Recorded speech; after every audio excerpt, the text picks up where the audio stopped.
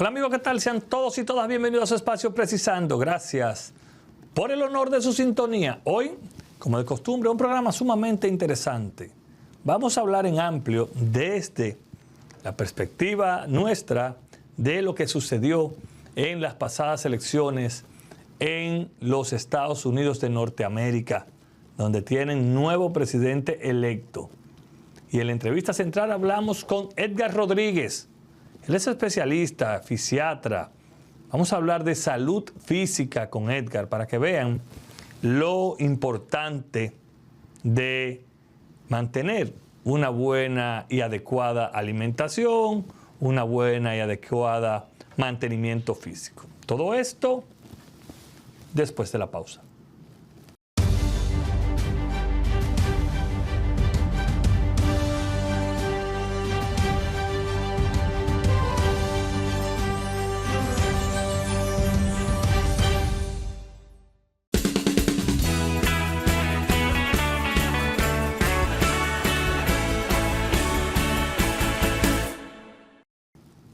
Gracias amigos por continuar con nosotros. Miren, Estados Unidos celebró el pasado 5 de noviembre las elecciones para elegir a senadores en algunos estados, a gobernadores y sobre todo Cámara de Representantes y sobre todo a su presidente, que tendrá la responsabilidad de conducir ese país por los próximos 4 años. Y para esa elección, como todos sabemos, se estaban disputando la vicepresidenta actual Kamala Harris y el expresidente de esa nación, el señor Donald Trump. Habían muchas especulaciones, habían muchísimas encuestas. Unas te decían que Kamala, otras te decían que Donald Trump. Pero en el fondo, yo creo que Donald Trump estaba en la punta desde hace mucho tiempo. No obstante, algunas manipulaciones, algunos trabajos de marketing para posicionar a la señora Kamala Harris. Y qué interesante se torna el panorama a raíz de la elección como nuevo presidente del señor Donald Trump. Una elección que tiene, desde mi punto de vista, varias aristas, unas positivas y otras negativas. Y voy a empezar por las positivas dentro del marco de las propuestas realizadas tanto por Kamala Harris como por Donald Trump. La señora Kamala Harris, yo creo que perdió la perspectiva, la narrativa e incluso demostró que no conoce en su gran mayoría al pueblo norteamericano. Y digo esto porque yo no sé si los estrategas demócratas se han dado cuenta que esa Agenda 2030, que esa agenda de imposiciones que ellos han querido poner, no permitiendo que la elección mía, cuando hablo mía es del ser humano, sea una decisión propia y no una imposición, no caló. Porque la preferencia sexual no puede ser una imposición. La preferencia sexual debe ser una decisión no cuestionable. Porque usted está con la persona que usted se sienta bien. Eso es mi opinión muy personal. Yo nunca voy a cuestionar una relación entre parejas de igual sexo. No la voy a cuestionar. No voy a cuestionar una relación entre parejas de diferentes sexos, porque ese no es ni mi trabajo ni mi problema.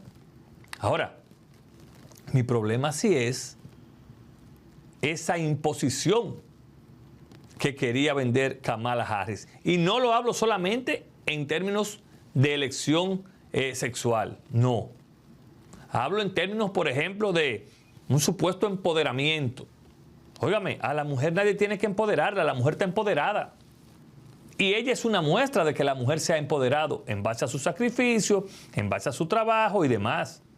Ahora, qué vacía esa propuesta que no compró el electorado norteamericano.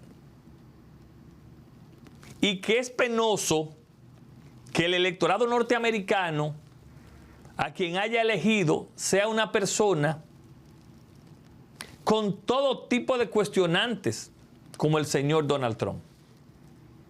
Es decir, yo no sé si los demócratas se fijaron quién fue que le ganó las elecciones. Que eso es peor. Eso es peor. No es que fue una persona pulcra, con una trayectoria limpia, impecable, e incluso que pudo haber sido presidente y no cometió errores. No. Señores, a Kamala Harris y a los demócratas le ganó una persona con todo tipo de delitos, según la justicia norteamericana. Delitos tan perversos como acusaciones de agresiones sexuales, delitos de evasión de impuestos, todo tipo de cosas que usted se le pueda imaginar, la ha cometido el señor Donald Trump.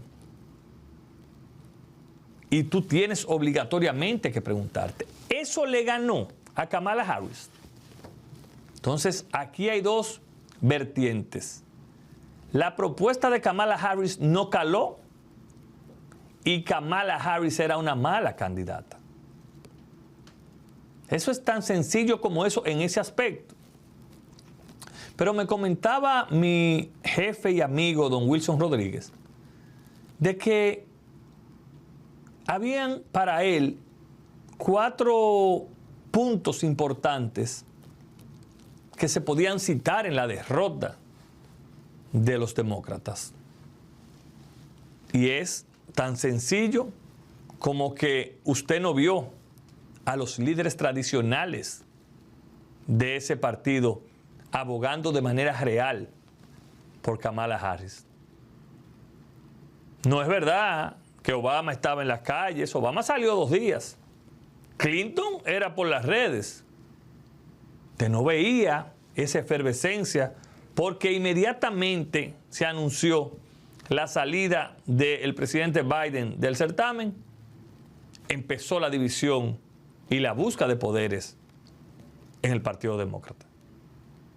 Porque no es mentira. Barack Obama quería que fuera su esposa.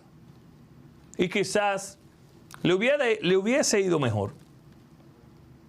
Ahora, ¿dónde estaban los estrategas de los demócratas que a sabiendas, y por ahí empezó todo, me decía don Wilson, desde su punto de vista, que a sabiendas de que el presidente Biden no estaba en condiciones óptimas, permitieron que fuera un debate que Donald Trump se lo comió, porque no estaba en sus capacidades. Y con esto no quiero decir que haya sido ni un mal presidente ni un mal político, al contrario. Yo creo que existen pocos políticos con la trayectoria del presidente Biden en los Estados Unidos. Pero, lamentablemente, no está en condiciones óptimas para dirigir una nación. Y lo dejaron ir a un debate. Entonces ya le he citado 3. La división, el debate y la no integración de los líderes fundamentales de ese partido, que llevó a los norteamericanos a elegir a un antipolítica como Donald Trump. Donald Trump estaba contra el mundo, interno y externo. El ex vicepresidente de Trump mandó a votar por Kamala. Otros senadores republicanos hicieron campaña en contra de Donald Trump y el hombre ganó. Entonces, ahí hay varios mensajes. Uno político, que es el de que los demócratas tienen que asumir esta derrota y prepararse y ver las propuestas y saber y conocer al pueblo norteamericano. Y la otra es que los norteamericanos demostraron esta vez que ni les gustan las imposiciones y que no es verdad que ellos están en esa agenda que planteaban los demócratas. No es verdad. Y esos resultados que vemos en pantalla, donde Donald Trump barrió, óigase bien, había expectativas de que estos resultados quizás se hubiesen conocido en 3, 4 días. Señores, se conocieron el mismo día, a las 2, 3 de la mañana. Entonces, una victoria tan aplastante como la de los republicanos en la Cámara de Representantes, en el Senado, en los gobernadores, y con Donald Trump, que ganó no solamente los colegios electorales, en lo que yo considero el régimen más antidemocrático y arcaico, pero bueno, ellos son los que han elegido y les funciona. Pero barrió en colegios electorales y barrió en el voto popular. Ustedes me están entendiendo, es decir, fue una cosa, una pela de calzón quitado. Una pela de calzón quitado. Y ahí está el señor Trump, que ¿qué fue lo que hizo? ¿Qué propuso? Nada. Él simplemente propuso lo que el norteamericano quería oír. La eliminación de la guerra. Ese hombre, esa era la propuesta. Conmigo se acaba la guerra, conmigo se acaba la guerra, conmigo se acaba la guerra. Él no tenía más nada, porque aparte el tiempo no le daba, porque tenía que estar defendiéndose también en tribunales. Entonces, esa es la situación tan compleja que se vivió en Estados Unidos la semana pasada. Perdió mucho a poco una candidata que tenía una propuesta que ella entendía, la mayoría de los norteamericanos la acogerían. Mentiras. Y ganó un señor con todas las condiciones para no poder ser ni siquiera candidato. Pues está sometido. Está acusado de cualquier cosa, como les decía. Pero ganó.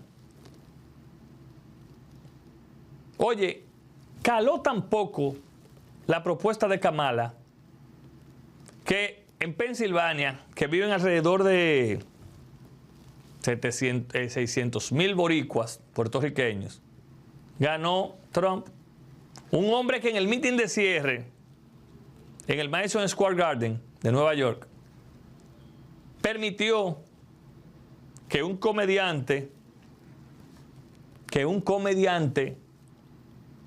le dijera basura a Puerto Rico, una cosa inaceptable, y ganó. Estamos entendiendo lo que ha pasado. Entonces, esa sociedad, lamentablemente, hay que decir que ha elegido lo peor dentro de lo peor. Es lo que yo pienso. Que yo me equivoque y haga un buen gobierno, ojalá, por el bien del mundo. Porque todos sabemos que el mundo depende mucho de cómo vaya Estados Unidos y cómo vaya China y así. Entonces, es momento de que esos políticos de Estados Unidos, sobre todo los demócratas, se sienten, reflexionen y utilicen sus estrategias en aras de que en las próximas elecciones le vaya mejor. A propósito, en Nueva York ganó el senador dominicano, demócrata, mi amigo Espaillat. Un buen hombre, un político que ha sabido identificarse con la comunidad. Entonces, en definitiva, ya pasó ese certamen y vuelve por sus próximos 4 años, su último, el que mandó una turba a no aceptar los resultados al Capitolio, donde hubo muertos, ganó el que está acusado de violación sexual, ganó el que está acusado de evasión de impuestos, y solo me queda decir que Dios permita que ese señor haga un buen trabajo, porque si no, esta responsabilidad también le va a caer a los demócratas por no haber elegido a una mejor candidata, pero sobre todo por no haber hecho una propuesta que encajara con lo que quiere el ciudadano norteamericano. Señores, no se vayan, que cuando regresemos hablamos con el fisiatra Edgar Rodríguez. Vamos a hablar con Edgar temas importantes después de la pausa.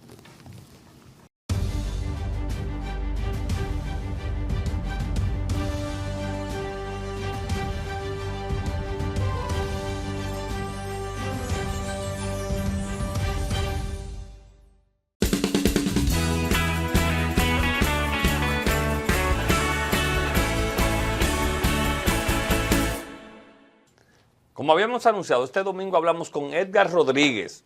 Él es fisioterapeuta y vamos a hablar con Edgar las diferentes áreas, las diferentes modalidades de esta importante profesión que ayuda a recuperar físicamente a las personas. Edgar, buenas noches, bienvenido a Precisando. Buenas noches, ¿cómo están? Gracias por la invitación. Edgar, vamos a iniciar por lo macro.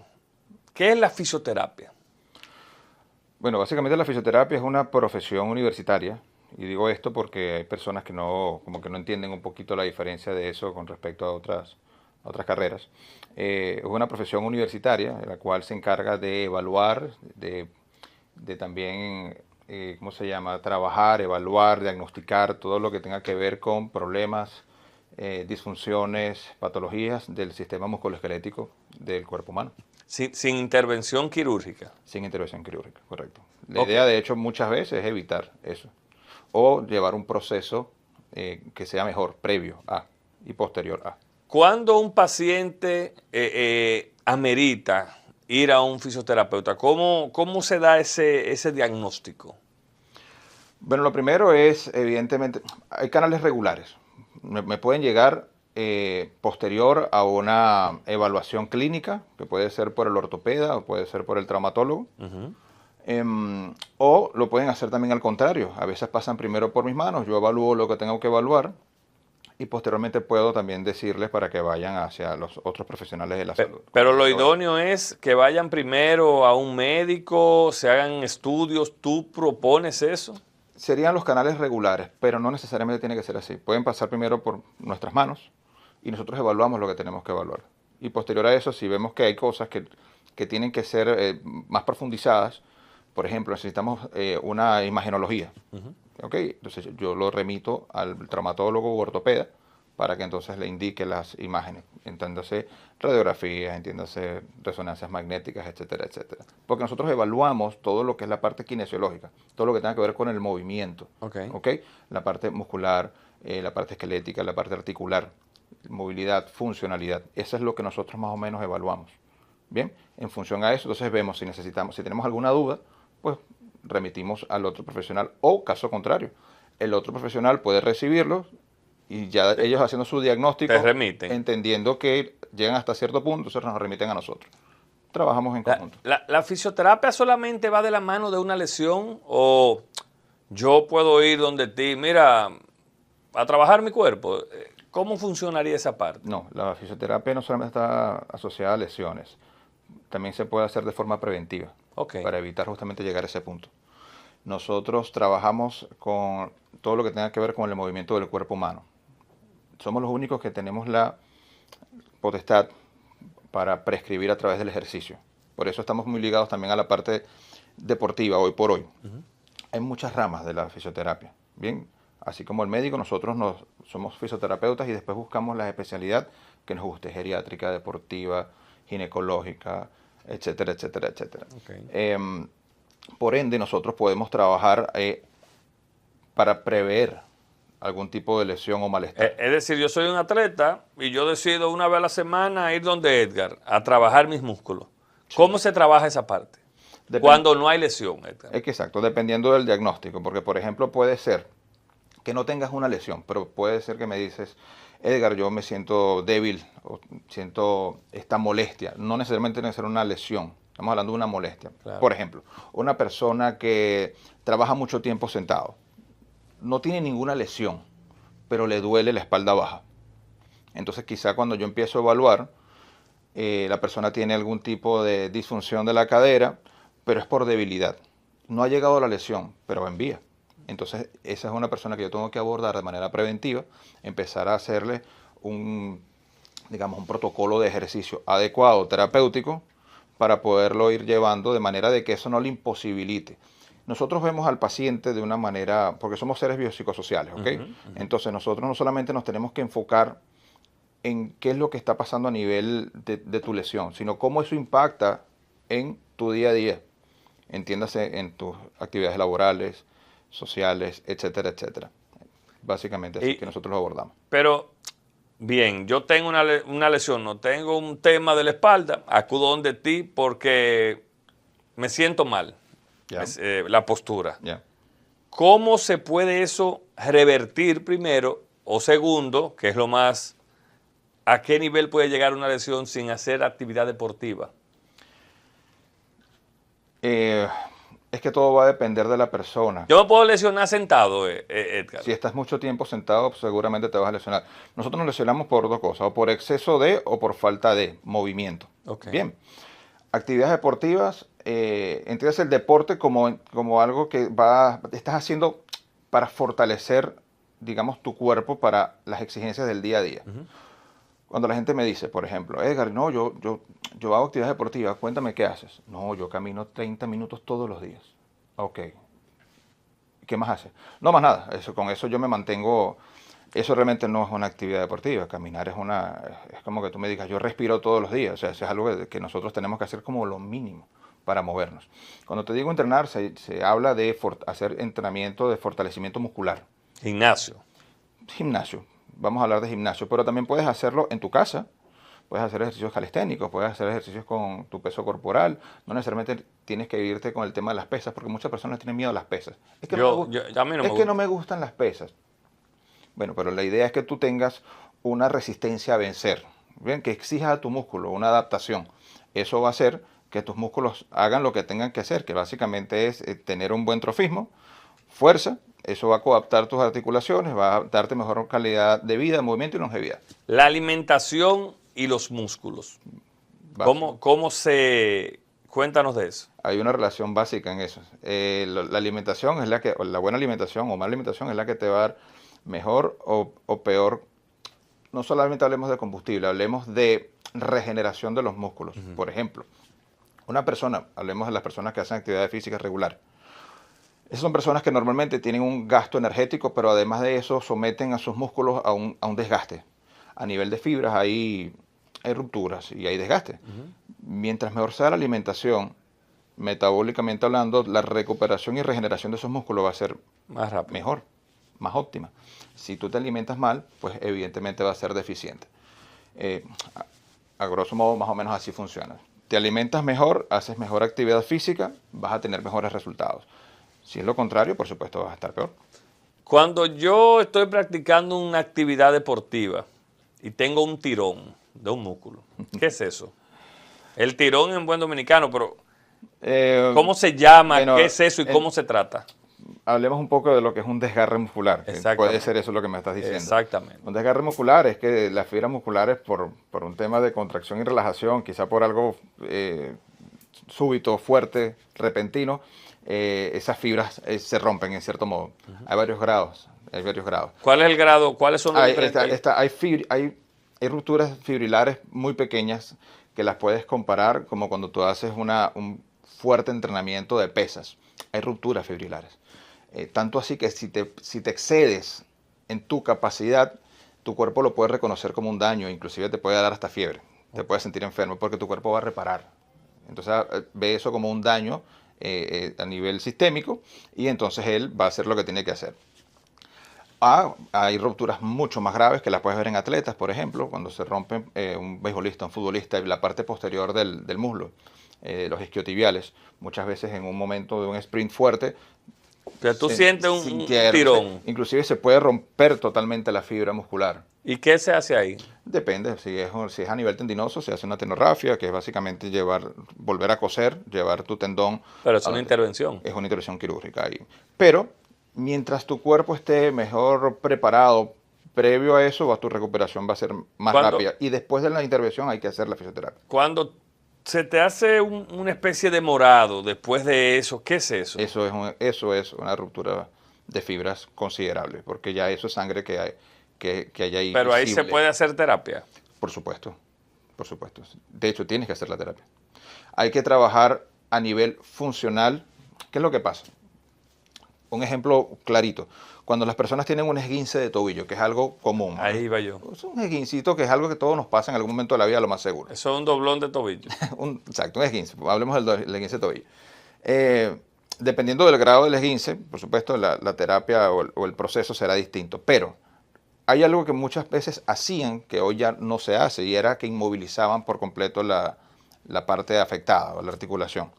Eso es algo que desde hace mucho tiempo ya no se usa. Hay gente que ponía yeso, hay gente que ponía... No. Si tú una articulación o un esguince, digamos, lo inmovilizas, dañas prácticamente todas las estructuras adyacentes que tengas a él. Entonces, ya vimos a Messi caminando. Claro, bueno, es exacto.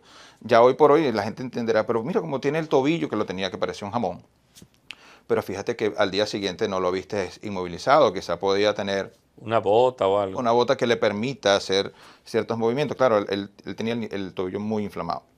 La inflamación es normal, es un proceso natural del cuerpo para inmovilizar esa articulación, ¿verdad?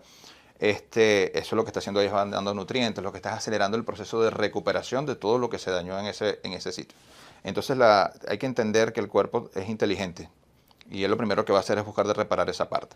Nosotros lo que tenemos que hacer es optimizar ese proceso. Entonces, si tú lo inmovilizas por un tobillo, no puedes inmovilizar todo lo que es la rodilla, porque va a afectar también la cadera, toda la musculatura que no está afectada va a perder trofismo. Entonces hay una cadena de consecuencias que son innecesarias. Un vendaje funcional es suficiente, entender el proceso que tiene que llevar el cuerpo, quizá tratar de optimizarlo y empezar después a hacer todo lo que es la parte de rehabilitación. La lesión más común que visita tu consulta, ¿cuál es? Tengo diversas, pero digamos que de manera ortopédica, por decirlo de alguna forma, cervicalgias, cervicalgias es dolores o problemas en la nivel cervical, lumbalgias, cadera, columna general, hombro, rodilla, tobillo. ¿Y por qué? Esa, como muy especializado, hombros, cadera, ¿por algún ejercicio en común? Sí, lo que pasa es que en lo particular, tú más o menos te vas manejando en cierto rubro. A mí en lo particular, hoy por hoy, lo que más veo son personas que hacen actividad física. Sin embargo, yo tengo de todo un poco, variado, pero esas personas que por lo general hacen actividades físicas, al darle ese movimiento y esfuerzo constante al cuerpo, pues llega un momento que el cuerpo empieza también a pedir su mantenimiento y es normal. Personas que son sedentarias, que trabajan en oficina, por ejemplo tú que trabajas sentado mucho tiempo quizá en este tipo de programas, haciendo lo que haces, es posible que tengas debilidad de ciertos músculos porque no haces otra cosa que estar mucho tiempo sentado. Bien, estoy poniendo un ejemplo.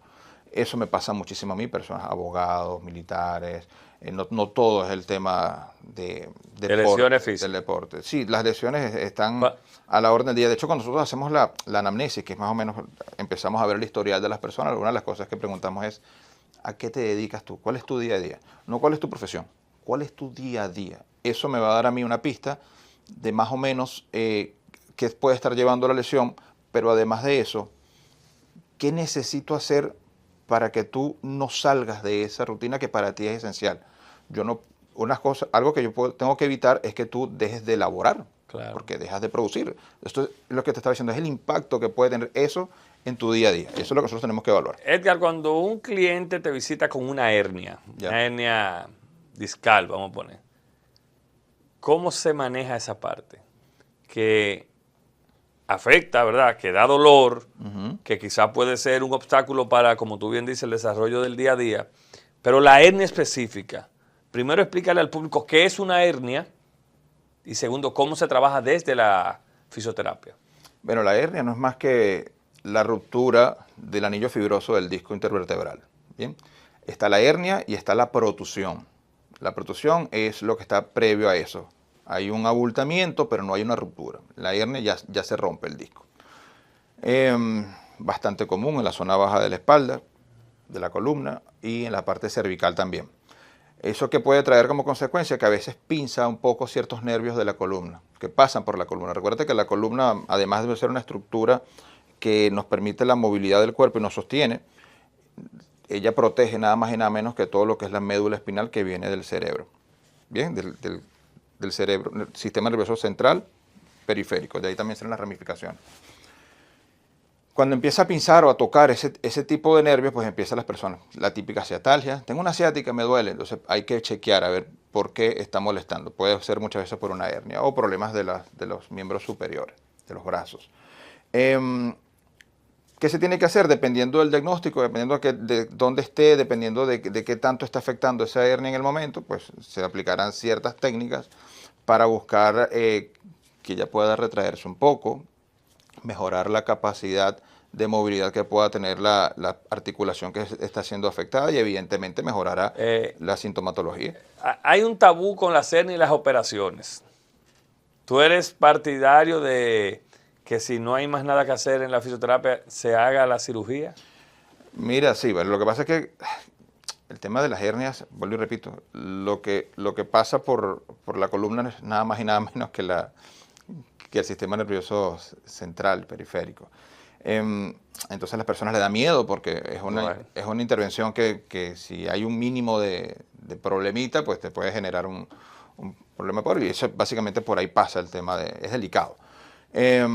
Por supuesto habrá casos en los que sea necesario, pero yo siempre digo que hay que agotar las posibilidades. Hay que hacer todo lo que se pueda a nivel terapéutico para evitar llegar a ese punto. Pero si es lo que hay que hacer, pues bueno. Edgar, cuando a mí me diagnostican, tú tienes un desgaste en el disco L5, por ejemplo, ya. L4. Eso no es una hernia. ¿Cuál es la diferencia entre el desgaste y la hernia ya? Sí, lo que pasa es que el disco intervertebral se puede deshidratar, cuando se deshidrata él como que se aplasta. Entonces las vértebras chocan entre ellas. La que está arriba y la que está abajo hacen más presión.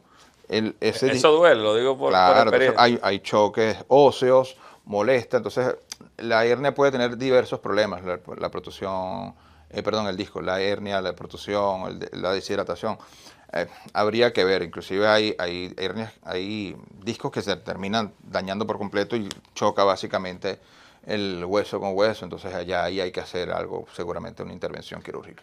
Cuando una persona te visita a hacer fisioterapia geriátrica, ¿qué es eso? ¿En qué consiste? ¿Cuál es la más buscada para recuperación? Como te dije, la fisioterapia está metida prácticamente en todos los rubros de la salud. Bien, una de esas es la geriátrica, es una de las que tiene más demanda, de hecho. Todos vamos para viejitos, claro. Todos vamos para allá. Dichoso lo que llega. Claro que sí. Entonces la idea en ese caso, ¿cuál es? Básicamente que nosotros tengamos mejor calidad de vida. Me llegan personas con problemas neurológicos, por ejemplo, un derrame cerebral, un SB, etcétera, etcétera. También estamos metidos en todo lo que es la parte cardiopulmonar y respiratoria, la parte neurológica. Y el caso más básico sería la parte de movilidad. Una persona mayor que lo que quiere es moverse, lo que quiere es poder seguir siendo independiente. Básicamente eso es lo que tenemos que hacer. Fortalecimiento, movilidad, evitar que esa persona de repente sufra una caída y entonces después eso desencadene una cantidad de problemas que pueden venir, porque quizá la persona tiene una osteoporosis, tiene osteopenia. Si tiene una fractura de cadera, pues entenderás que es más complicado. A mayor edad, pues es más difícil nosotros sanarnos o recuperarnos en velocidad, es más lento, porque nuestro cuerpo va cambiando metabólicamente hablando. Cuando hay esas caídas, ¿verdad?, peligrosas, que hay sustitución de cadera por prótesis, ¿tú trabajas esa parte? Claro.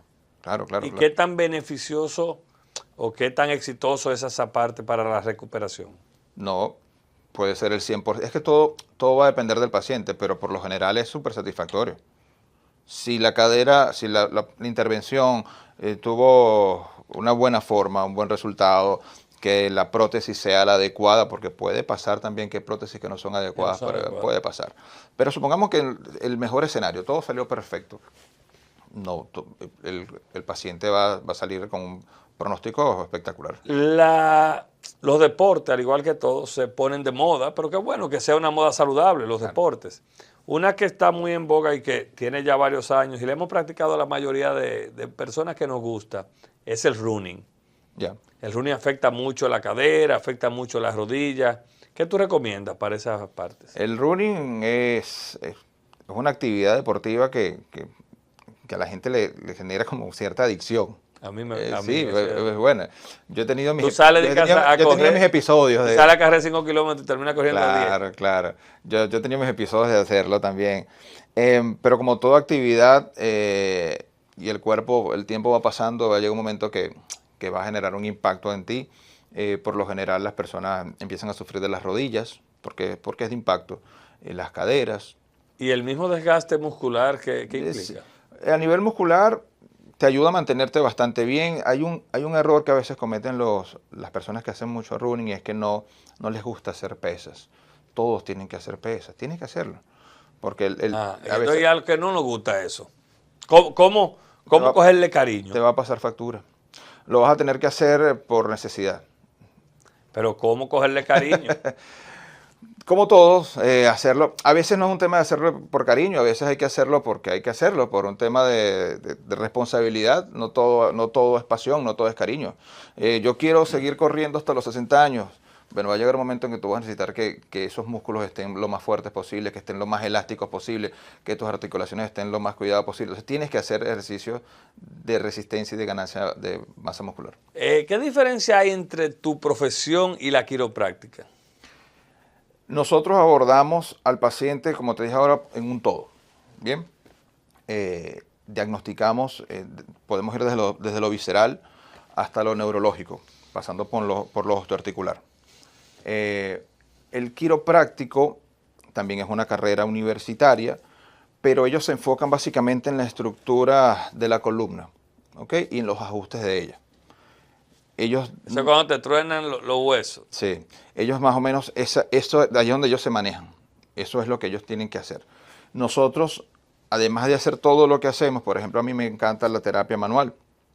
Yo también hago eso. Sí. Entonces nosotros englobamos una cantidad, utilizamos también los agentes físicos, otros instrumentos, la terapia manual, la prescripción del ejercicio. Entonces es distinto el enfoque. ¿Por qué es tan común la bursitis y otras lesiones en los hombros, Edgar?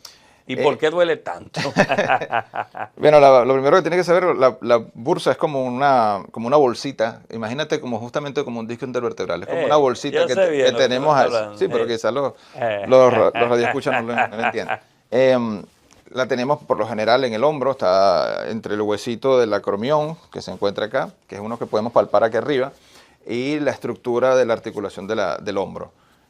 Ese espacio que hay entre ese hueso y la articulación tiene lo que se llama la bursa, y por debajo de ella pasan ciertos músculos o tendones, que es lo que llamamos el manguito de los rotadores. Que ahí, se intersectan varios. Cuando esa bursa se inflama, disminuye el espacio y entonces empieza a apretar. O puede pasar también que sean los tendones los que están engrosándose y presionan hacia arriba. En cualquiera de los dos casos, pues al eso suceder, tu rango de movimiento se disminuye y cada vez que haces uno de ellos, un movimiento forzado, hay rupturas, por lo general, de algunas de las fibrillas de eso. Entonces, al haber ruptura, hay inflamación. El cuerpo hace lo que tiene que hacer. ¿Qué hace? Inflama, manda más irrigación sanguínea, trabaja todo, empieza a recuperar y se crea como un círculo vicioso en el cual tú dices, bueno, hoy no voy a trabajar el hombro, no voy a hacer nada, pero además de eso resulta que tú también duermes sobre el hombro. Sí. Y además de eso entonces también te levanta con ese dolor en el hombro. Vas a buscar algo en la dispensa, se sube, estás manejando, o sea, todo el hombro es una articulación que es un poquito fastidiosa porque la usamos muchísimo y por eso a veces cuesta tanto terminar de mejorar, o sea, tarda en mejorar. Finalmente, Edgar, qué interesante. ¿Qué papel juegan las ventosas? Ventosas. Y explica a la gente lo que es eso en una recuperación. Mira, las ventosas no es más que una herramienta más de las que podemos usar. Básicamente esos son instrumentos utilizados desde nuestros ancestros. Antes los usaban hasta con bambúes. Bambúes los puedes hacer con, eso es lo que llaman bamboo cupping, con copas, con vasos. Por ejemplo, mi mamá a veces cuando yo tenía catarro, lo utilizaba en mi espalda. Definitivamente a mí me fueron entrenando desde pequeño para ese tipo de cosas. Ya veo. Pero trabajamos a nivel fisiológico con lo que es la irrigación sanguínea, movemos todo lo que es la parte linfática, limpiamos a nivel de toxinas, mayor circulación, relajación de la parte muscular.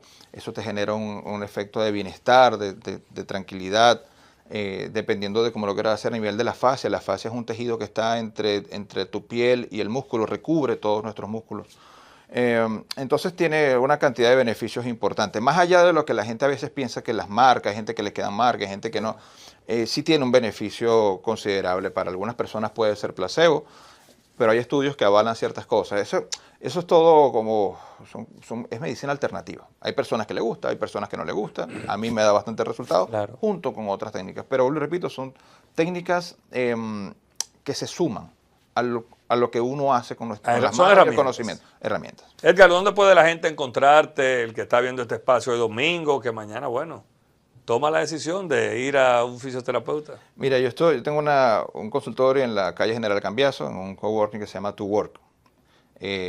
Mis redes sociales es edgarrodriguez.pt, edgarrodriguez.pt, repito, y mi número telefónico 829-619-9029. 829-619-9029. Totalmente recomendado, se lo dice que está aquí. Edgar, muchas gracias. No, vale. De verdad que sí, excelente. Y siempre a la orden, cuando quieran que vuelva. Edgar Rodríguez fue nuestro invitado este domingo en Precisando. Ustedes no se vayan, ya volvemos con la parte complementaria.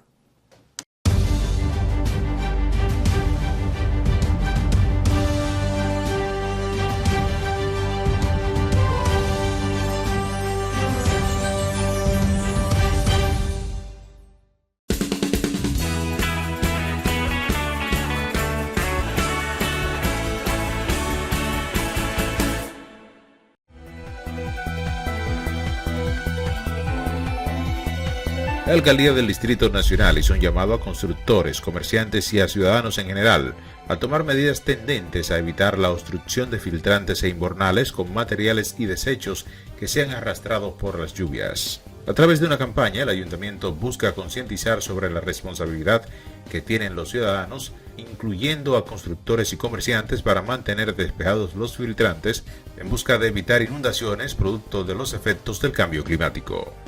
En otra información, el presidente de la Junta Central Electoral, Román Jaques Liranzo, fue ratificado por el Senado de la República para un segundo periodo de 4 años. El organismo también ratificó como miembros del Pleno de la Junta Central Electoral a Samir Chami Isa, Rafael Armando Vallejo y Dolores Altagracia Fernández. De los 5 miembros de la Junta Central Electoral, la nueva integrante es Iraida Marcel Fernández. Cambiamos de tema. El presidente Luis Abinader felicitó a través de su cuenta de X al presidente electo de los Estados Unidos, Donald Trump, por su triunfo electoral como presidente número 47 de esa nación. El mandatario dominicano expresó que su gobierno continuará fortaleciendo los vínculos cálidos y estratégicos entre ambos países en esta nueva etapa. En el plano internacional, otros jefes de Estado y de gobierno también felicitaron al recién electo presidente Donald Trump.